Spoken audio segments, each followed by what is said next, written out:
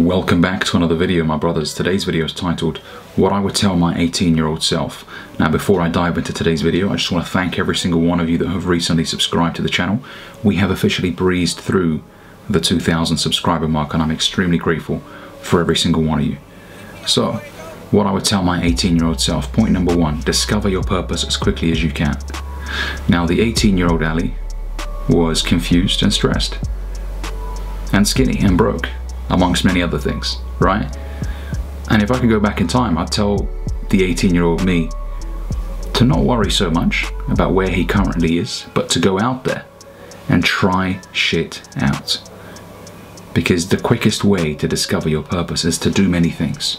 And eventually you're going to find something that comes naturally to you. Something that you have an interest in, and something that you're quite good at.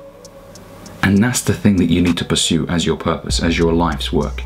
You may not figure it out at 18. You may not figure it out at 19, 20. You may figure it out at 25. But the point is, don't, reserve yourself. Don't hide yourself in a bubble and protect yourself and go for a stable career. No, go out there and try a bunch of shit out. And I like to give the food analogy. Right now, your favorite food might be pizza, because maybe it's something you have on a frequent basis and you like it. But there's a dish out there in some part of the world, a cuisine that you've never tried before, that once you try, you're gonna fall in love with, and that cuisine will now be your favorite cuisine. And that's how you should approach life when it comes to finding your life's work. Go and try many things out. You may find that you're very good at creating beats like music. You may find out that you have an eye for fashion and you're actually a very good clothes designer, but you're not gonna know if you don't go out there and try shit out. So what I would tell you if you're 18 years old is go out there and experiment, trial and error. And the thing that you should pursue is the thing that you have curiosity for, so you're genuinely interested in it, and also something that you're genuinely quite good at. Something that comes naturally to you. You've got that rhythm with it, that flow. Something that you could, stay up all night doing. That's your life's work. And like I said, you may not figure it out at 18, that's okay. You're not a failure if you're 19 and you still haven't figured out your purpose. I didn't know what the hell my purpose was, probably up until last year, if I'm honest with you. Now, did I make a lot of money doing many different things in my 20s? Of course. But that wasn't my purpose. I was involved in projects because I just wanted to make money. But they weren't what I knew I was good at, and it wasn't, those projects that I was pursuing weren't something I had genuine passion for. I was just going through the motions, just trying to make money. Just a young, 21, 22-year-old that's trying to make money. But in doing so, in trying shit out, I discovered what I was good at. I discovered what came naturally to me. And that is what I'm currently pursuing, right? Point number two, the importance of working out consistently. There was a period of my life when I was 18, 19, 20, 21, where I would say things like, sleep is for the dead. Those typical corny Instagram quotes. I would sleep like 4 hours and feel good about myself because, I'm up grinding. I wasn't grinding.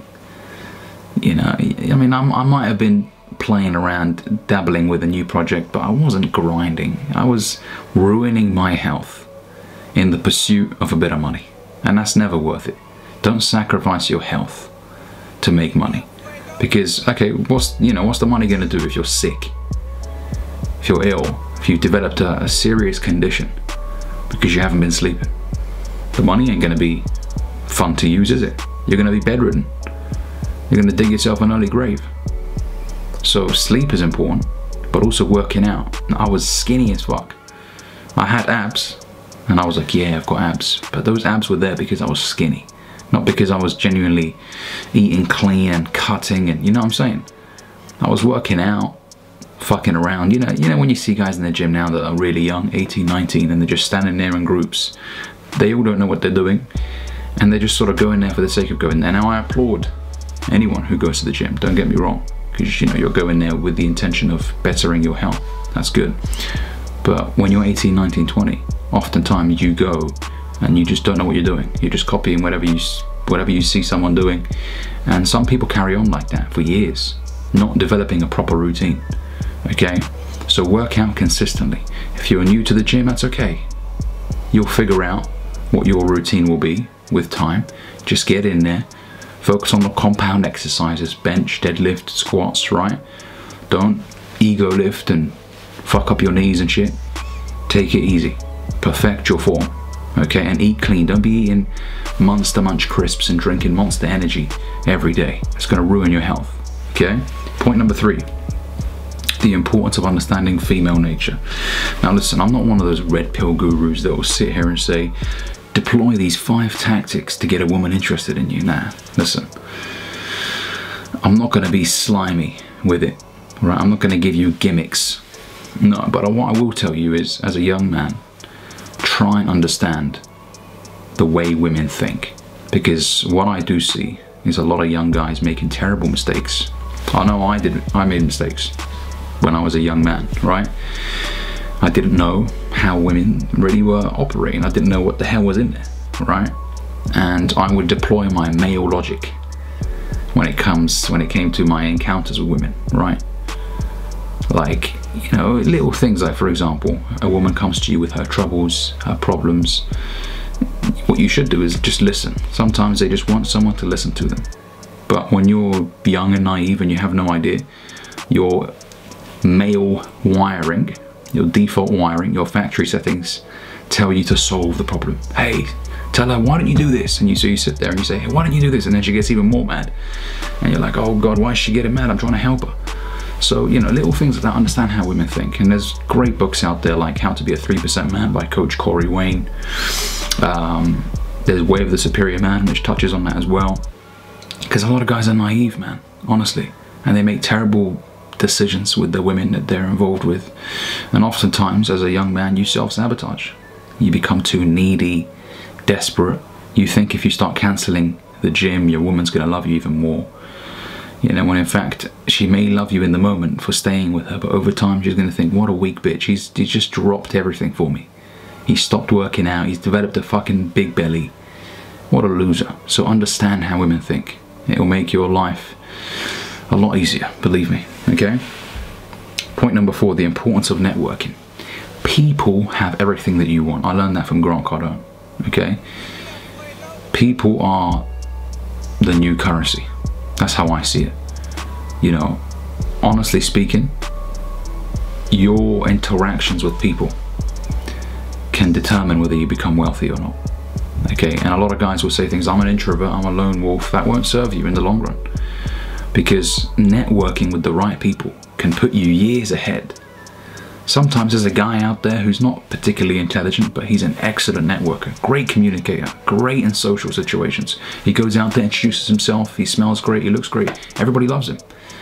And he just meets the right people and boom, he's landed a 6-figure job or he's landed an investment opportunity, and you know what, he's killing it. He may not be the most intelligent guy, but he goes out there and networks. And so I would tell my 18-year-old self, go out there and network with people. You know, introduce yourself. Because, hey, people have everything that you want. Money is transferred from one person to the next. Information is transferred from one person to the next. And as Eric Thomas says, information changes situations. So go out there and introduce yourself to people. They can change your life with the information that they have, okay? And point number 5, the importance of dressing well. I would tell the young Ali to go out there and invest in a good suit. Spend a few £100s, it's okay. It may sting the ego when you're 18, you're like, oh, but I want to buy a new gaming PC. Buy a good suit. A well-fitted suit. Sometimes you might buy it off the rack and it doesn't fit perfectly. Get your tailor to adjust it for you.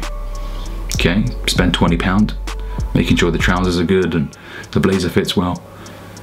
Because believe me, you don't get a second chance at a first impression. First impressions count. As you can see by my impeccable blazer, I take my first impressions very seriously. Alright? I love wearing suits, and I have several different colours. A lot of people say, well, Ali, suits are uncomfortable. Yeah, the ones you buy for 80 quid, they're uncomfortable, yeah. Buy a good suit and it ain't gonna be uncomfortable.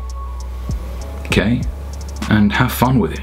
buy a suit that's maybe like a beige color, another suit which is green. I have an olive green suit. I love it, man. People look at me all the time when I'm outside. And I don't do it for people, but I tell you what, people do appreciate a good suit. And you go to the airport, you know what? You get upgraded seats. You go to the supermarket, you ask for some help. A lady comes and takes you to where you need to go instead of just says, hey mate, aisle 5. You'll notice the respect goes up when you dress well. People will call you sir instead of, yeah mate. People call you sir. You know what I'm saying? So dress the part. Dress how you want to be addressed. Take it seriously, man. Don't worry about the money. The suit will get you the money. Because hey, if I meet a guy, a young man wearing a nice suit, man, I'm gonna say something, and I'm gonna take this guy a lot more seriously. Because he takes himself seriously. Self-respect. It's gonna help you get opportunities. It's gonna help you maybe land a better job. And you know, even when it comes to the possibilities of meeting a woman, right? If you look good and you smell good, you're much more likely to attract the interest of a woman. Instead of wearing ripped jeans or tracksuits everywhere, put some effort in, man. You know what I'm saying? And if you're broke, hey, get a job, man. You know what I'm saying? Get a job, work, make a few £100s a week, eventually buy a suit, and then work again, save up a few £100, buy another suit. Because most of your money will end up going to the wrong places anyways if you're 18 years old, right? You'll end up doing some dumb shit with your money. So get a good suit, you won't regret it. So hopefully these 5 tips have helped you. If they have, hit that like and subscribe button down below, and I'll catch you guys in the next video. Peace.